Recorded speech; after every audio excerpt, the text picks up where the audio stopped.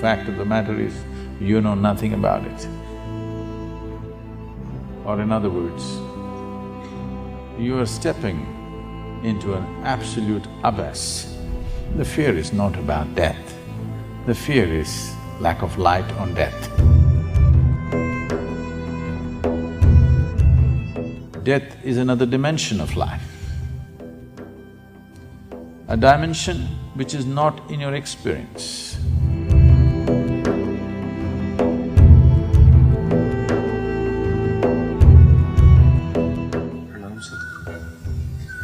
They say the fear of death is the mother of all fears. Why is this so, and how can this be overcome?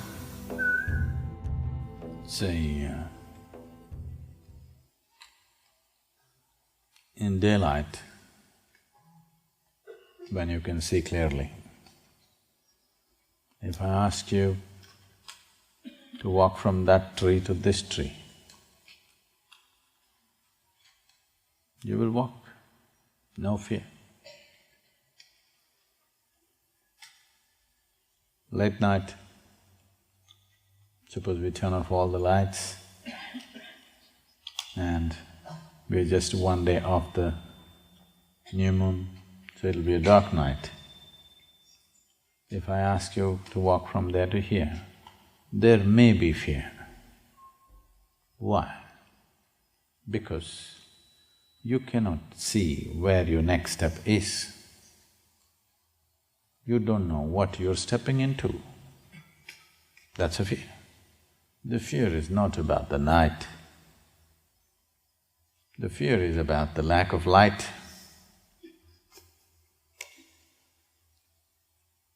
Because there is no light, which means your visual apparatus are no use. Suddenly there is fear, because you are unable to grasp where is the next step.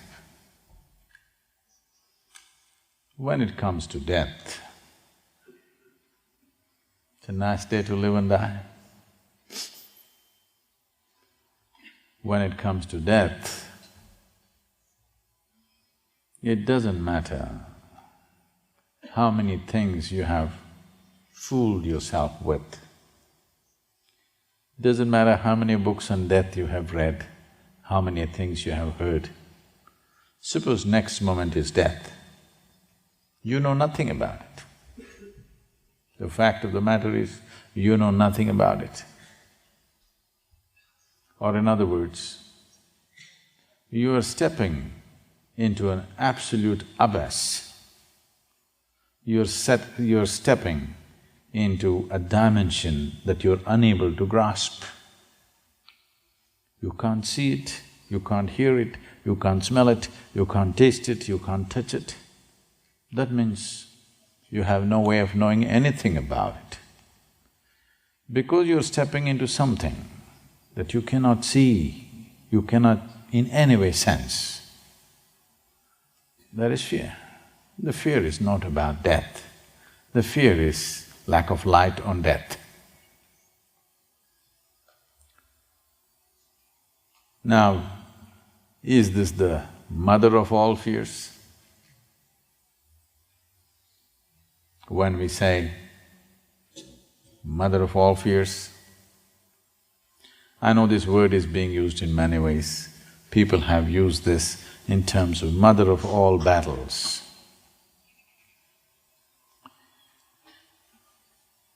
It's a wrong usage in the sense, when we say something is a mother of all, that means we're talking about that something as a source of everything.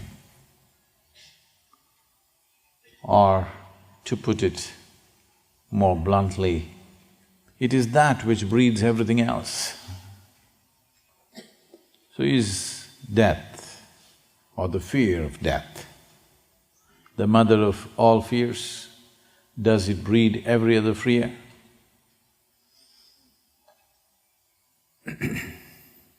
Not necessarily the death. It's the unknown. Whatever is not known to you, whatever you're not able to grasp, that brings fear.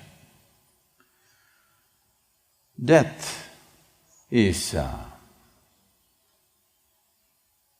classic example of the unknown. Of all the things that you may know and not know, death is one thing that for sure you do not know. Human mind is capable of projecting itself in many ways. It's capable of corrupting everything.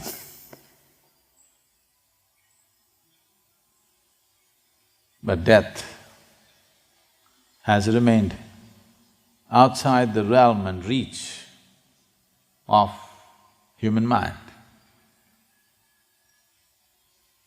Whichever way you speak about it, people will only misunderstand because they're trying to understand it from the context and the dimension in which they are. Death is another dimension of life, a dimension which is not in your experience. If you try to understand, you will only draw parallels with what you already know. So, when it comes to death, you should not try to understand.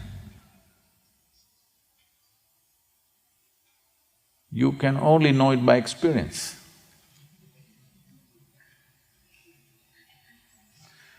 And you're not ready for it.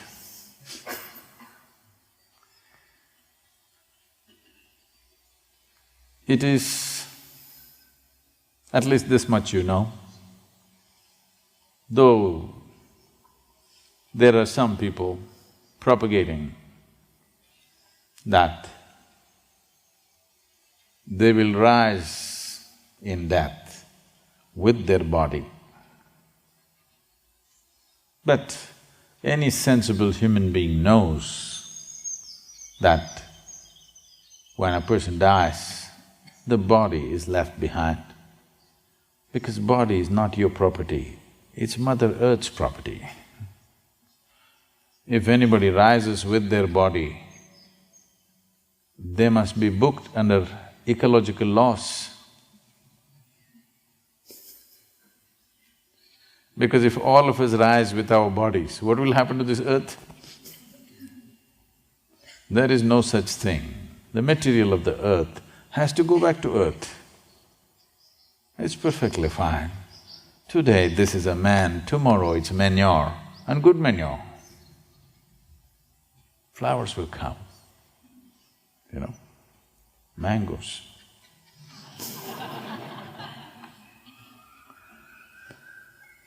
And it's perfectly fine. At least when you're dead, you could turn sweet. Isn't it nice?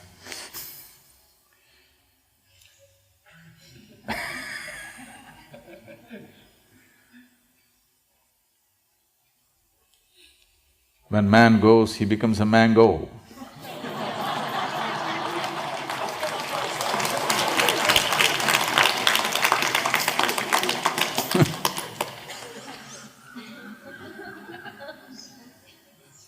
So, the fear is not even about losing the body. If only you had a clear-cut knowing or an insight as to what will happen after you die, you would come to terms with it. You would check how the accommodations are out there.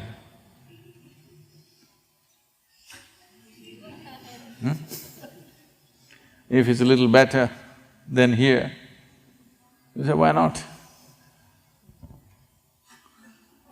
And you don't have to check whether it is Indian food or Chinese food out there, because you left the body here, you don't need food. Yes. You don't have to worry, how's the food up there? Because you left the body here. Food is not your problem. You just have to check the accommodation a little bit, how will you be? And where?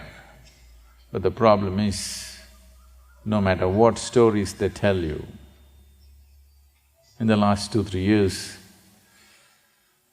it's become a trend in America.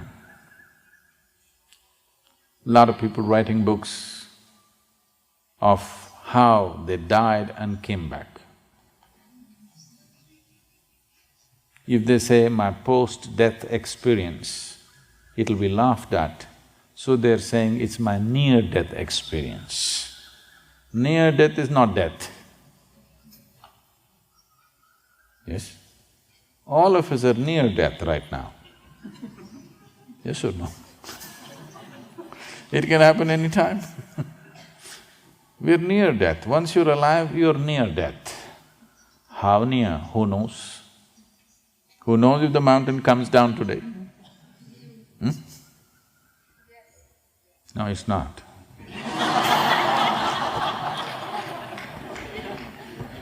But no guarantee. There is no… It's a beautiful mountain, okay? It it has no bad reputation of erupting in fire, but suppose it chooses to erupt today, what to do? We enjoyed being at the foothills of a mountain. If she decides to erupt, what can we do? No, it's not going to happen, that's different. But what you call as life is such a fragile process. Just inhalation, exhalation, inhalation, exhalation, inhalation, exhalation. Next inhalation did not happen, gone. Just watch it. So fragile. Gone. Yes or no? Very fragile. It's like this, little like this, gone. At the same time, see how sturdy it is, how many things a man can do. But so fragile, it can go away. Don't think you have to be shot in the head to die. Many people drink water and poof, die. Eating noodle, they die. Yes, simply somebody goes to bed and they die right there. Yes or no? Every day. Don't think every day an earthquake has to happen, a volcano has to erupt, a bomb has to come, no. Simply sitting here, people die just like that. So we are all near death. But there are a few entrepreneurs who write books which sell millions of copies about near-death experience. So, though all kinds of things have been written about it, next moment if you're going to die, you know nothing about it. When you think you're not going to die, you can make up all kinds of stories. Suppose you're going to die at the next moment. Stories won't stand, they will fall. So when all the stories that you believed in suddenly melted away, fear arises. Because the next step, you can't see where you're putting your foot. You don't know what it is. So, death is not the mother of all fears. Not being able to sense what is next is the mother of all fears, and death kind of epitomizes that experience.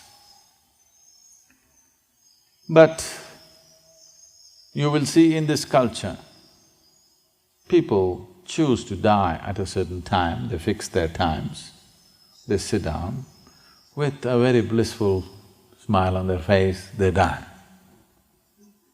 Because they have realized the nature of life. If you know the nature of what this is, then there is no death. Death is a fiction, in a sense. Did you ever die, anybody here? No, I'm not asking near death, I'm saying real death. Did you ever die, anybody? No. No. Did you meet anybody who died and came back? No. Have you ever seen a dead person? Where? Where? You saw a dead person? Where? No, you've seen a dead body. Have you seen a dead person? No. You only saw a dead body, not a dead person. So you have not seen a dead person, you have not met somebody who died and came back, nor have you any personal experience. So, how did you conclude that you will die?